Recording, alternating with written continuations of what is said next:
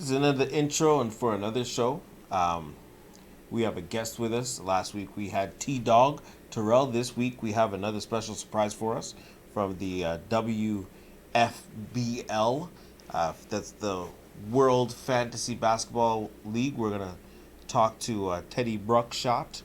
We're also going to talk some Lakers and ask him a bunch of questions. We're going to pick his brain after this intro. Let's go.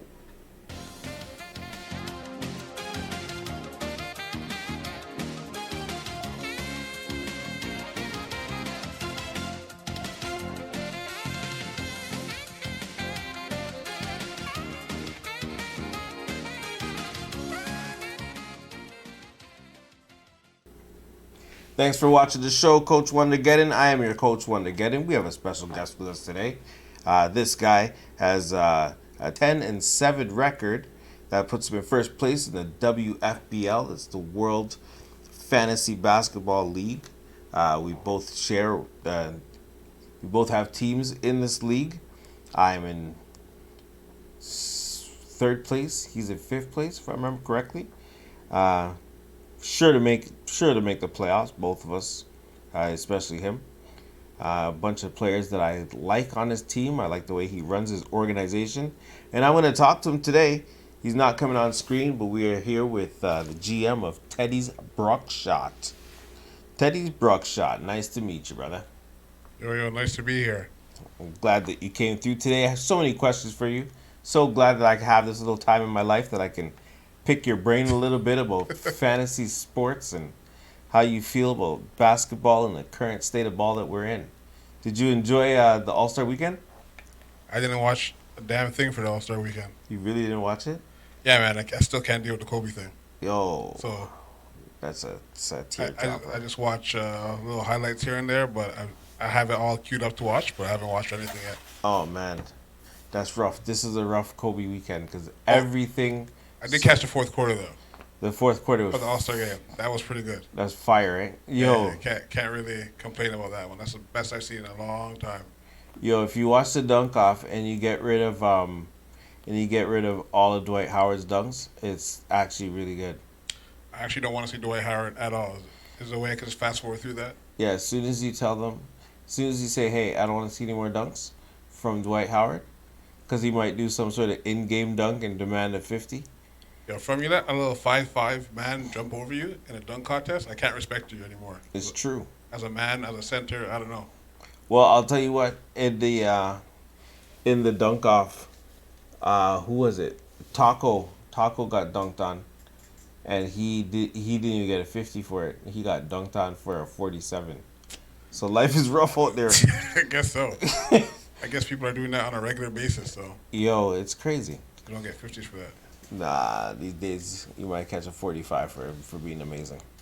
So listen, let's get into this. I have so many questions I want to ask you. I'm gonna limit it to 5, maybe 6 questions. All right. All right, let's see This what we got. is this is for everyone who's listening. If any of you guys are into fantasy basketball at all, just know that you're talking to two of the best ones out there. By far. As I said, this guy is 10-7, and he's fifth place in our league.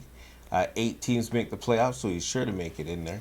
I have a bunch of questions that I have to ask him, and I'm glad he's here for me to ask the question. First question, though, is not really so much to do, maybe a little bit to do with fantasy sports. If you have a list there, you can see who the top 8 teams are in the Eastern Conference and the Western Conference. I'm going to ask you about the Eastern Conference first, and then the Western Conference after. Eastern Conference question. We have 8 teams that are already queued to make the playoffs. Do you see any of these guys getting removed? For example, 7 and 8 in the Eastern Conference is Brooklyn at the 7 and Orlando at the 8. Brooklyn just lost Kyrie Irving, and Orlando. You don't really know what team you're gonna get with Orlando. Washington's at the 9. Chicago's at the 10, and Charlotte, I think, is a stretch at the 11. Do you think anyone is going to be able to lift Brooklyn or Orlando out of the playoff picture in 2020? Let's give it an easy one. No.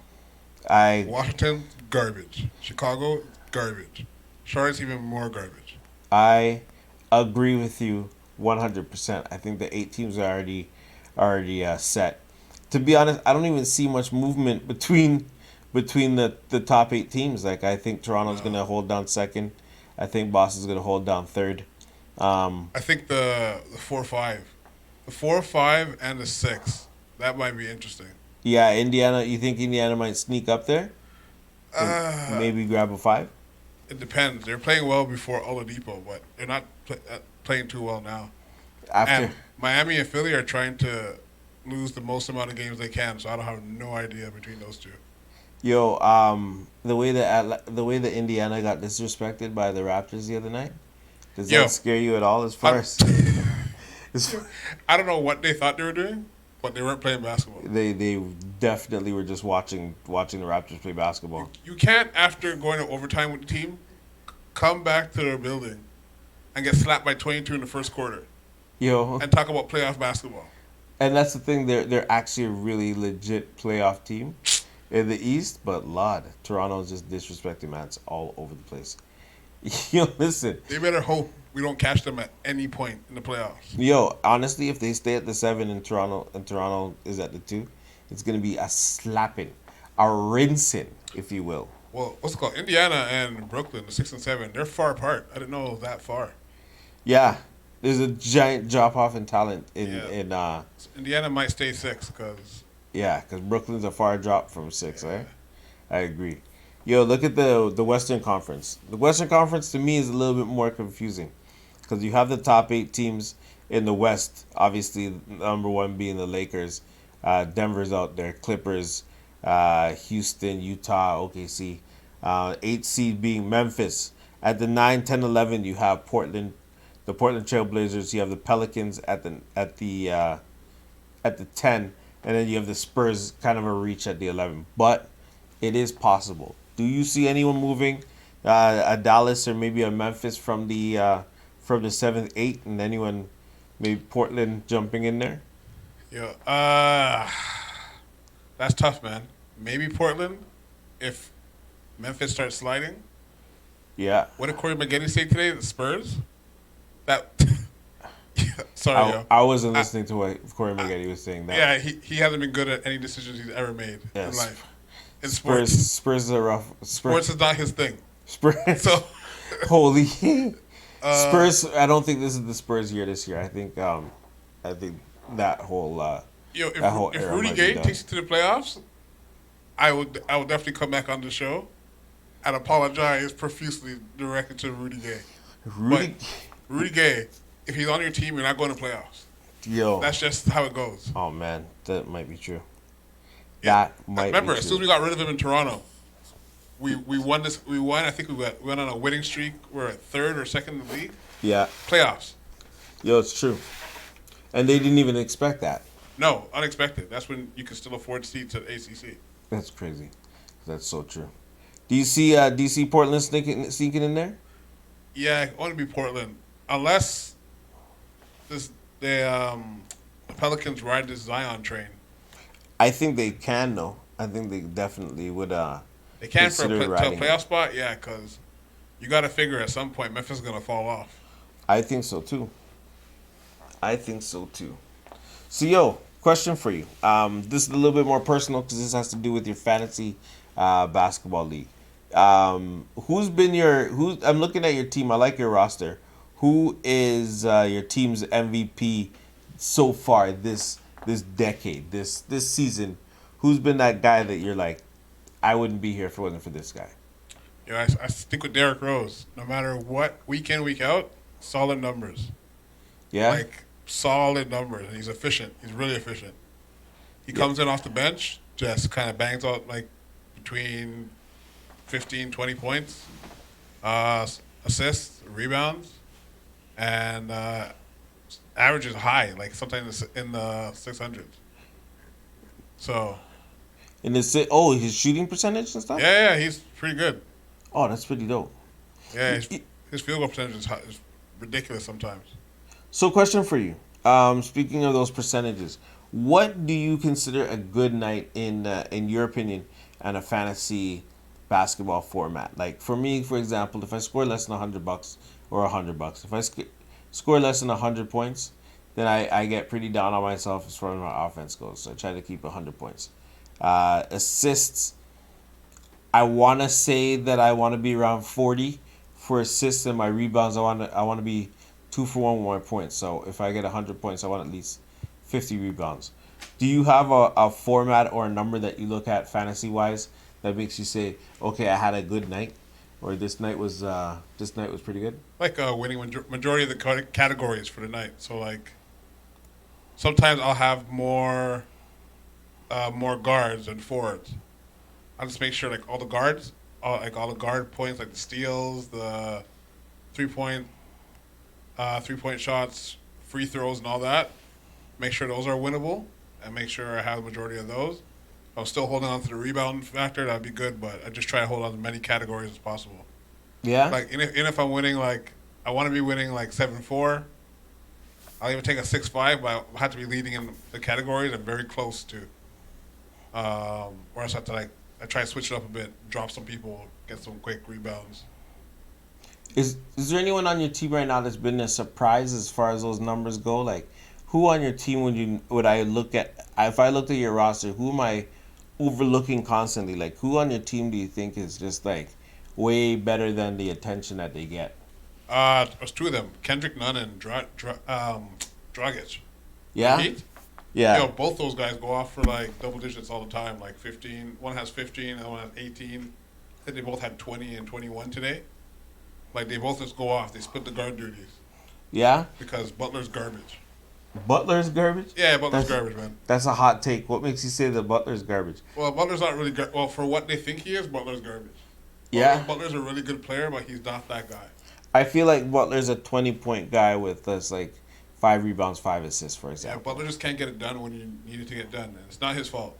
Like, he's just not good enough to get you over that hump. He needs somebody else. I think he shouldn't be the best player on the team. He should be the second best player on the team. Yeah, like that. Yeah. That's what, because everywhere he's gone, and he's always been like, the culture there sucks, which is true. But, like, it all can't just be the teams and not you. Like, it has to be you Yeah. too. He can't change the system. He can work in the system and be like amazing in that system. But if that's not a winning system, then he's not gonna win. I mean, like, Yep. not everybody has an ideal situation. Just play and shut up. It's always a complaint with this guy. Yeah, yeah. He doesn't shut up. He tells you that he sucks. He makes your team know that he sucks, and then he kind of just goes about getting traded. Yeah, like him and that T.J. Warren thing. I was like, you haven't won anything. Anything. You went to Philly, came to Toronto, got slapped. Yeah, Like you're, nah. yeah. Jimmy Butler's not my dude. I I hear think you. he's garbage. Yeah. You know what? Anyone that wants to defend that, you go ahead and you do that in the comment section. So I think there's a legitimate point to be said there. I like Jimmy. I like Jimmy as a person. I like Jimmy as a player. But we're talking about fantasy sports, and sometimes them numbers just doesn't equate the status that you're in. Yeah, he's and these all, when I say people are garbage, it's like for fantasy. Yeah. Like they're like garbage sometimes, man. Like, Yeah, there's a few guys. One day we'll come back and we'll do another episode of guys whose numbers are who's nice in real life that just doesn't translate. Some players just don't translate. We're definitely gonna get to that another time. Right now that could be a whole another half an hour of players who just didn't translate. Here is the final question. This is question 5, guys. We've been having this interview for a while. We've been drinking water and enjoying our time. The real question, the most important question of all these is, it's almost playoff time, brother, and the people want to know, do you think you can beat me playoff basketball oh, easily. fantasy easily? Easily. Do you have any ways that you can dress up those talks, my guy? Yo, it's going to happen just now. It's okay. I've let you skate the last 2 times. He let me skate the last few times. I hope you guys are hearing this. This has been another episode. This has been a special episode because I got the interview. I feel like Oprah Winfrey right now. I got 2 interviews in a row, and I got a lot of information. I got insight on a fellow GM in my league. I think I've learned some information, taken away a learning experience today. I'm so glad to have you on my show today, my brother. I'm glad to be here, man. I appreciate it. Yeah, I'm glad you came through. Hopefully you come back again. Of course, obviously, anytime you want to come through, I'm not going to say no. Yeah, I'm gonna come back when I win, yo. No, I don't know if you're going to come back then, if you're going to come back when you win, because I think I got this season on lock. Well, listen, guys, this has been a blast. We're going to wrap this up for now, but we're going to do this again. We're going to do it longer at some point.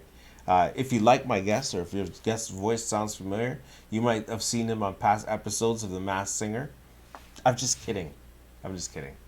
But he will be back on the show at some point. Thanks for watching the show, guys. As I said, look down, subscribe to Coach Wondergeddon Higher Movement Showcase. Comment if you like anything that you see on the comment, or if you see me missing something. If you want to come in and get interviewed, come by, let me know. Thanks for watching the show. Thank you again, Teddy BRUK SHOT, for coming through. WFBL, the World Fantasy Basketball League, the most proper league out there right now. About to see if I can make myself a championship run. Actually, both of us are going to see if we can make a championship run. Teddy BRUK SHOT. Teddy's BRUK Fantasy SHOT. points for your head top. For your head top. Ooh. And of course, the show's Coach Wondergeddon. I am your Coach Wondergeddon, and I am GM of the team Wondergeddon. And I thank you guys for watching the show. And I hope you come back and see another episode. Thanks for watching, everybody. Play my music.